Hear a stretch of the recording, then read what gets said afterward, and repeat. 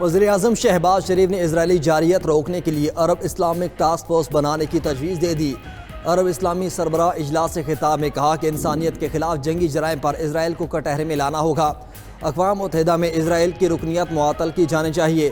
سلامتی کونسل غزہ میں فوری سیز فائر کرائے۔ قطر پر حملہ اسرائیلی جارحانہ اقدامات کا تسلسل ہے، ہمیں متحد ہونا ہوگا۔ اجتماعی دانے سے اقدامات نہ کیے تو تاریخ معاف نہیں کرے گی۔ وزیر اعظم کی قطر کے امیر شیخ تمیم بن حمد سے ملاقات۔ شہباز شریف نے قطر سے مکمل یکجہتی کا اظہار کیا۔ امیر قطر کو مکمل حمایت کا یقین دلایا۔ ملاقات میں فیلڈ مارشل ناصر منیر اور نائب وزیر اعظم اسحاق ڈار بھی موجود تھے۔ وزیر اعظم اور سعودی ولی عہد محمد بن سلمان کی ملاقات بھی ہوئی۔ قطر پر اسرائیلی حملے اور خطے کی صورتحال پر گفتگو۔ شہباز شریف مصر، ترک، تاجک، فلسطینی صدور اور شاہ اردن سے بھی ملے۔ پوری اسلامی دنیا اسرائیل کے خلاف قطر میں جمع 50 سے زائد ممالک کی عرب اسلامی سربراہ اجلاس میں شرکت۔ مسلم ممالک کا قطر سے اظہار یکجہتی اور جوابی اقدامات کی حمایت کا اعلان۔ مشترکہ اعلامیہ کے مطابق قطر کے خلاف اسرائیلی جارحیت خلیجی ممالک کی سلامتی کے لیے براہ راست خطرہ ہے۔ کسی بھی جواز کے تحت اسرائیلی جارحیت کو تسلیم نہیں کیا جا سکتا۔ سلامتی کونسل، عالمی برادری اور باعث ریاستیں اپنی ذمہ داریاں نبھائیں اور اسرائیل کو باز رکھنے کے لیے ٹھوس اقدامات کریں۔ امیر قطر شیخ تمیم بن حمد ال ثانی نے کہا، گریٹر اسرائیل کا ایجنڈا عالمی امن کے لیے شدید خطرہ ہے۔ اسرائیل نے انسانیت کے خلاف جرائم میں تمام حدیں پار کر دیں۔ مذاکراتی عمل کو سبوتاژ کرتے ہوئے حماس قیادت کو نشانہ بنایا گیا۔ اجلاس میں عراق اور مصر نے نیٹو طرز کا اجتماعی سیکیورٹی نظام بنانے کی تجویز دے دی۔ کہا، ایک مسلم ملک پر حملہ تمام ممالک پر حملہ تصور کیا جائے۔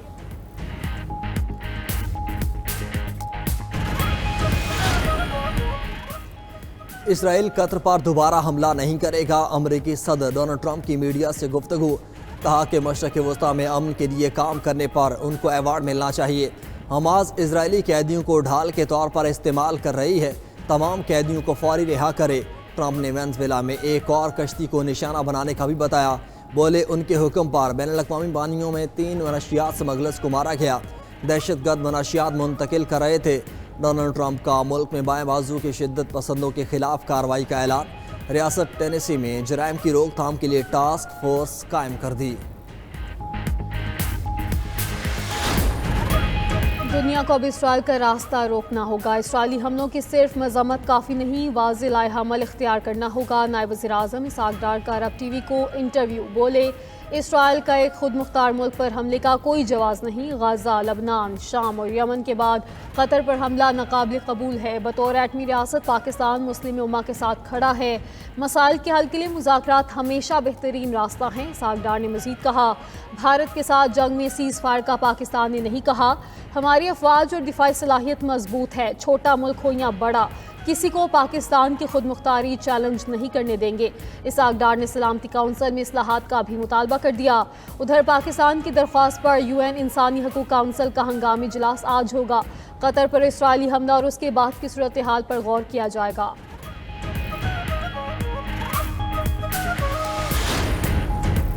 اسرائیل کا دوحہ پر حملے سے 50 منٹ پہلے امریکہ کو آگاہ کرنے کا انکشاف۔ امریکی میڈیا نے اسرائیلی حکام کے حوالے سے دعویٰ کیا کہ قطر پر حملے کی پیشگی اطلاع ٹرمپ کو دی گئی۔ پہلے سیاسی سطح پر بات ہوئی، پھر فوجی حکام کے ذریعے معلومات فراہم کی گئیں۔ اگر ٹرمپ مخالفت کرتے تو اسرائیل حملہ روک سکتا تھا۔ تاخیر سے بتانے کا کہہ کر امریکہ صرف دکھاوا کر رہا ہے۔ ادھر وائٹ ہاؤس کے مطابق میزائلوں کی فضا میں جانے کے بعد امریکہ کو مطلع کیا گیا تھا۔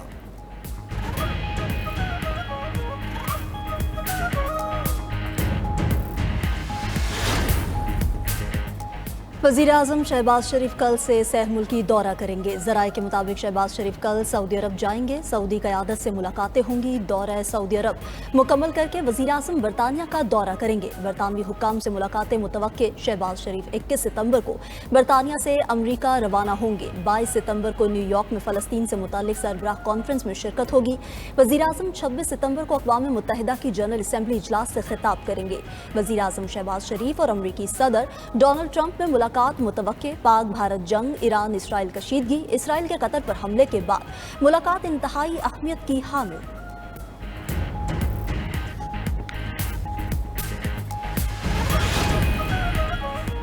بلوچستان کے علاقے شیرباندی کیچ میں سیکیورٹی فورسز کی گاڑی کے قریب IED دھماکہ، پاک فوج کے 5 جوان شہید۔ ISPR کے مطابق شہداء میں کیپٹن وقار احمد، نائک عصمت اللہ، لانس نائک جنید احمد، لانس نائک خان محمد، سپاہی محمد ظہور شامل۔ سیکیورٹی فورسز کی جوابی کارروائی میں 5 دہشت گرد ہلاک۔ شہداء کی قربانیاں پاک فوج اور قوم کے عزم کو مضبوط کرتی ہیں۔ پاک فوج دہشت گردی کے خاتمے کے لیے پرعزم ہے۔ وفاقی وزیر داخلہ کا کیچ میں شہید پاک فوج کے جوانوں کو خراج عقیدت۔